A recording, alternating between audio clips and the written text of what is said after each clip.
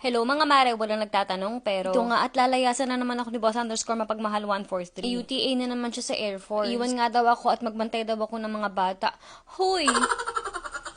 Kaya nga ito at pumunta na ako agad dito sa aming likod bahay. Kakita ko nga kay Tortoli, ay Diyos ko. Saan kaya ito nakipag-inuman kagabi? Oli, sabog na sabog ka dyan ah.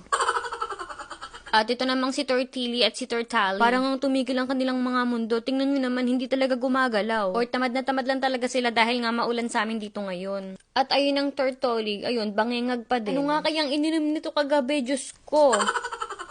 At nung nagising nga siya, aba kondisyon, ano yan, siga ba yan? Hoy, sino naman ang aawahin mo? Ito nga din mga mare ko at pinakain ko na nga din sila. Hoy, hindi po yan gummy worms at mik-mik, ha?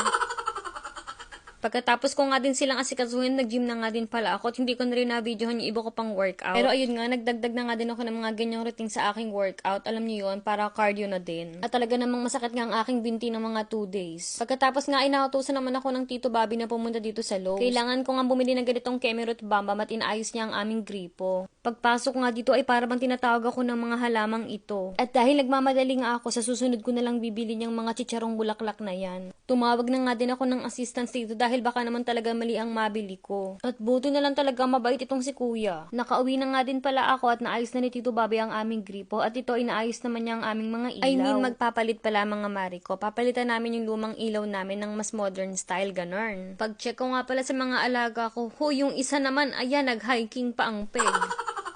At ang cutie patuti nga talaga at ayan at naghihikab pa nga. Antok na naman yarn. Hay naku naman, Tortilli. Ay, sabi ko na, Barbie.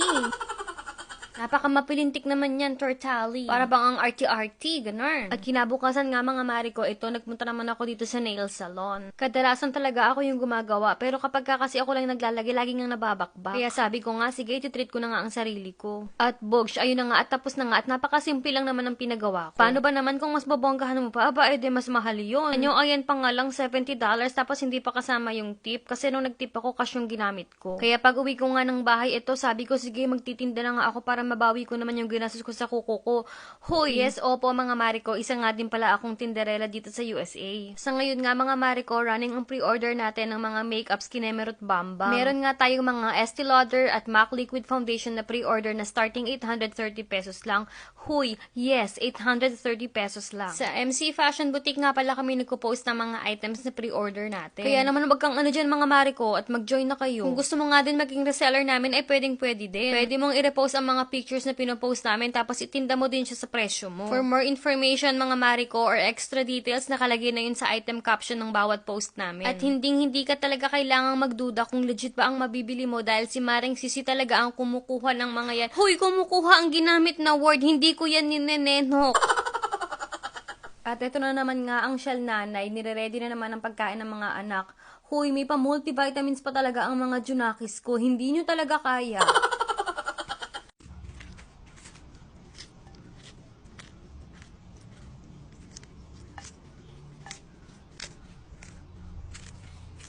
Tilly, Tilly, Tilly, come on. Tilly, come on.